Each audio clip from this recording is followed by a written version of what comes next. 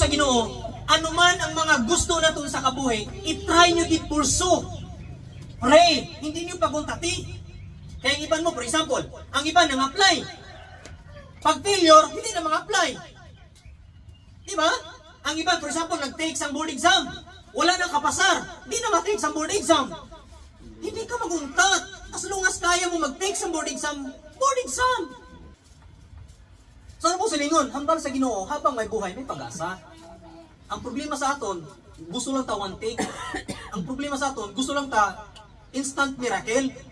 Sometimes ang gusto sa Ginoo, hindi instant miracle, process miracle, step by step moving forward. The miracle is there.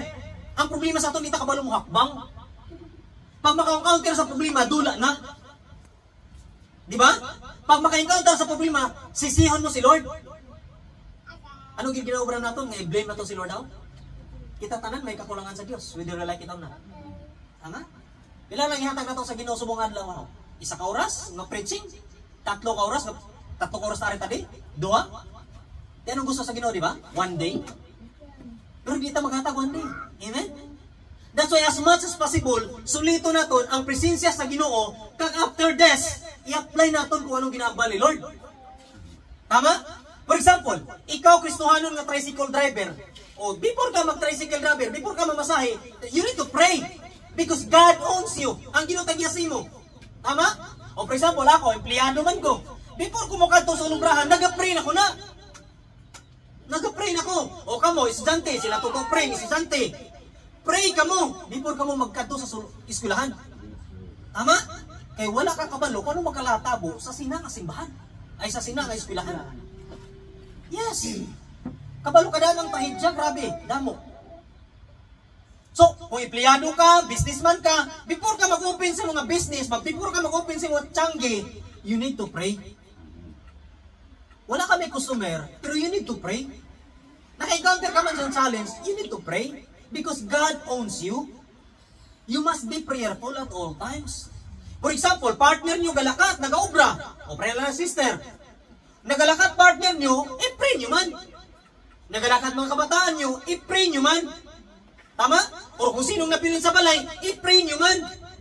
Why? God owns you. Ang Ginoong tag-iya sa imo. Supposed to be, amo na ikaw. Tama? O for example, si Toto, mga apply obra or may trabaho, i-pray niya bilog niya na pamilya. Kag siya man, i-pray niyo. Tama?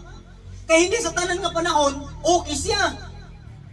Tama ba? Kaya iba na, okay man na siya, di ko na i-pray, hindi ah. Kaya hindi tanan okay. May iba na pa-okay lang para di makita siya mahal ka sa kabuhi. Kaya basi makita sa mansin niya sa kabuhi, siya man masakitan. That's why nagpiling okay lang siya, pero hindi siya okay. Tama ba? Kung pwede pagabot, ihag niyo man. Yes! Kaya sometimes ang kakapoy pala, madula pag may maghag. Science ang nai-explain sina. Di ba? Sometimes sa aton, pagpuli, daw wala lang, kaya nakita. Abot ka na gali? Dapat pang mustaon man naton. Amo na supposed to be ang karakteristik sa mga anak sa Ginoo, kaya ang Ginoo ang tag-iyasi mo kag sakon. Tama?